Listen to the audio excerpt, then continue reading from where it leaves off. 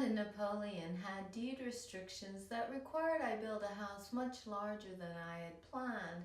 But since I didn't qualify for any kind of retirement plan, I decided to put my money into the house with the hope of building some savings. I had to eat macaroni and cheese for 10 years to save up enough money to apply for a construction loan. And when I was ready, the loan officer told the local appraiser that I had an allowance for post-traumatic depression on my workers' comp claim. And that information was spread all over town, and I was shunned. My house in Toledo sold right away, and I had to begin moving my property into the new house before it was completed. And the builder would not lock the place, and it was immediately vandalized.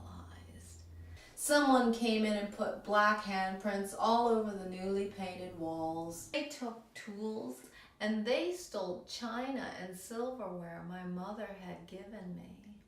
My grandmother died that year, and they even took one of 2 lamps that she had left me. They cut the ear off this little Doberman statue.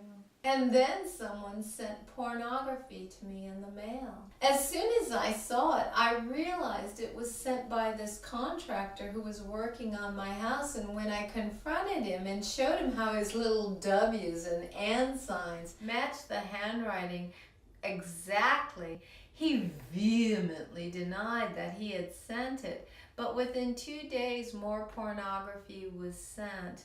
Remarkably, the handwriting was changed. At that point, I contacted the sheriff's department, and when I told them I could identify who sent this, they laughed at me. By the time I moved in, a stay-at-home mom who lived nearby told me that I did not deserve to live here because I was a disabled person. I would be out mowing my grass 800 feet from the road, and I would find garbage and beer bottles and even beer cans filled with urine strewn about my yard. And this happened not just a few times. This happened hundreds of times. Week after week, year after year. It never stopped. My mail was being opened. Packages were ransacked. You can see where they completely obliterated this electronic piano. And eventually I started putting up trail cams around my yard, and they would just bash out the lens or pry the lock off and hammer it shut. So I put up cameras around my house, and they not only cut the camera line, but they cut my phone line and the cable for my TV antenna.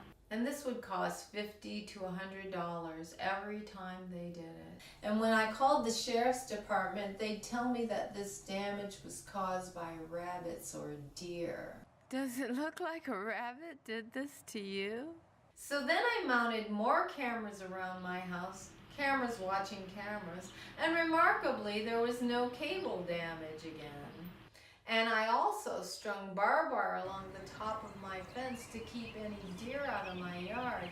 And by the following evening, the neighbor came up to me and ordered me to take my fencing down. And regarding this fence, Had a lot of fence damage. further, I want it moved. I want it moved. When I'm in the woods, Move and I it. look, I want it moved. Is there any confusion on what I want done?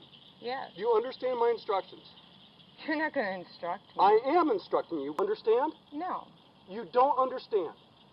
No. What is it you don't understand? Well, you're trying to dictate to me, and you're not. I am You're not. dictating You're you. not having a conversation. With We are me. not having a conversation. You're We're just- having a dictation.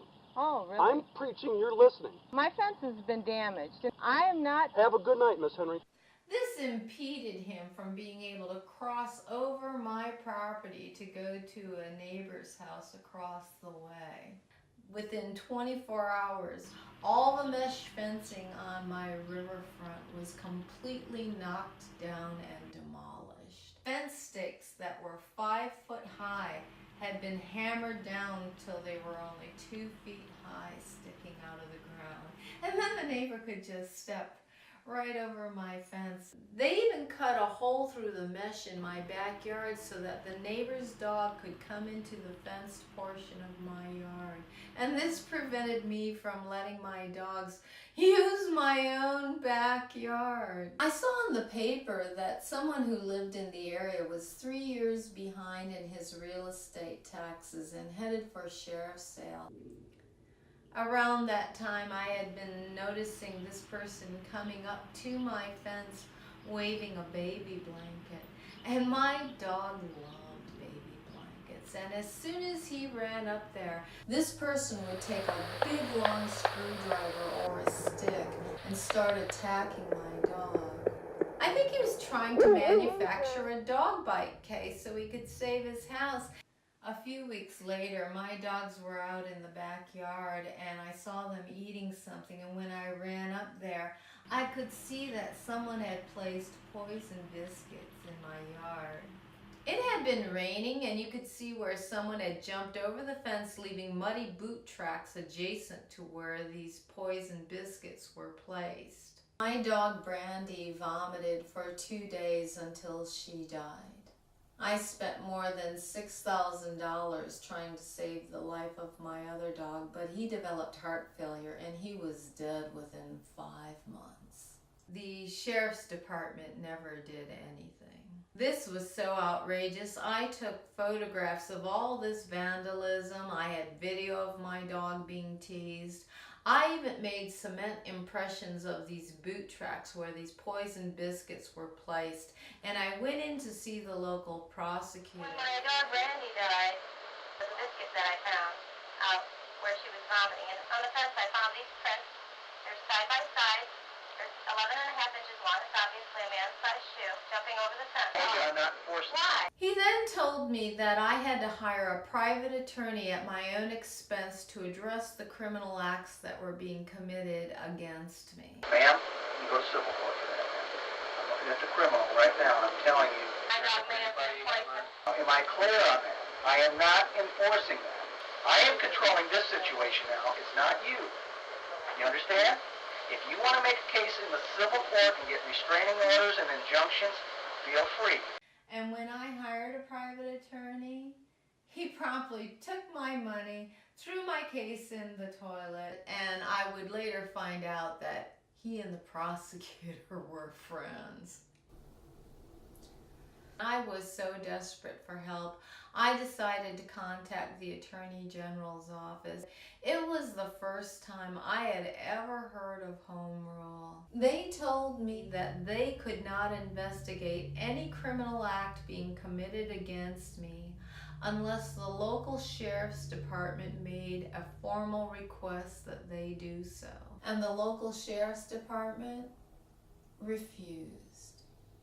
It seemed unbelievable to me that my constitutional right of equal protection under the law could be denied under this pretense called home rule.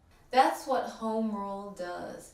It gives this dictator-like power to local authorities to do whatever they want to whomever they want, and there isn't anything you can do about it. This gave a green light for all this vandalism and menacing to continue. And it did. I mean, what do you do?